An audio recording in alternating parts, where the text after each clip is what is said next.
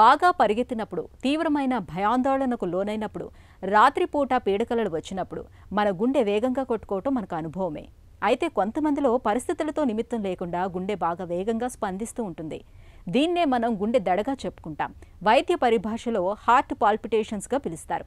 గుండె దడను మనలో చాలామంది గుండెపోటుకు సంకేతంగా భావిస్తారు. అసలు ఈ నమ్మకంలో నిజమెంత? గుండె వేగంగా స్పందించడానికి వెనుక కారణాలు, వాటికి పరిష్కార మార్గాల గురించి ఇప్పుడు తెలుసుకుందాం. గుండె దడ ఏంటంటే గుండె పరంగా దడ వస్తుంది. గుండె వ్యాధి లేకపోయినా కూడా కొంతమందికి దడ వస్తుంది.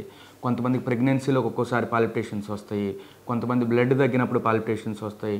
కొంతమంది థైరాయిడ్ ప్రాబ్లం కొంచెం హైపోథైరాయిడిజం ఉన్నా, లేకపోతే థైరాయిడ్ పెరుగుతున్న హైపర్ థైరాయిడిజం ఉన్నా సరే పాల్పిటేషన్స్ వస్తాయి. నిద్రలేమి నిద్ర పట్టకపోవడం వల్ల రాత్రుల పూట వాళ్ళ హార్ట్ బీట్ని వాళ్ళే ఫీల్ అవుతూ ఉంటారు. సో దాన్ని కూడా పాల్పిటేషన్స్ అంటారు. నిద్ర లేని కారణంగా వస్తాయి. ఆల్కహాల్ తీసుకొని సడన్గా ఆపేయడం వల్ల వస్తాయి. సో ఎక్కువ స్ట్రెస్, యాంగ్జైటీ వీటి వల్ల కూడా పాల్పిటేషన్స్ వస్తాయి. ఇవన్నీ నాన్ కార్డియాక్ కాజెస్, అంటే హార్ట్ కాకుండా మిగతా వాటి కాజెస్.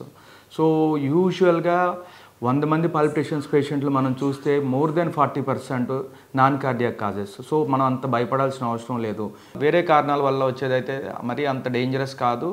అవి యూజువల్గా మనకు బ్లడ్ తక్కువ ఉంటే బ్లడ్ పెంచుకోవడం, ట్యాబ్లెట్లు, ఇంజక్షన్లు, లేకపోతే బ్లడ్ ఎక్కించుకోవడం, లేకపోతే ఇలాంటివి చేస్తే పాల్పిటేషన్స్ తగ్గుతాయి.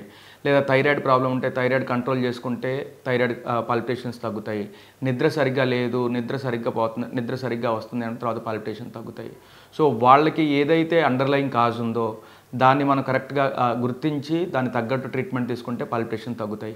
గుండె పరంగా వచ్చే పాల్పిటేషన్స్ మాత్రం మనం సీరియస్గా తీసుకొని దాన్ని ఎవాల్యుయేట్ చేసుకొని ఏ కారణం వల్ల వస్తుంది, కవాటాలు లీకేజా, కవాటాలు మూసుకోవడం వల్ల, బ్లాకేజీల వల్ల, లేకపోతే అర్థీమియాస్ వల్ల గుండె ఒక్కొక్కసారి ఫాస్ట్గా కొట్టుకుంటూ ఉంటుంది, ఒక్కొక్కసారి స్లోగా కొట్టుకుంటూ ఉంటుంది. సో వీటి వల్ల అని చెప్పేసి మనం చూసుకోవాలి. గుండె పరంగా వచ్చేవి అయితే డెఫినెట్గా సీరియస్గా కన్సిడర్ చేయాలి.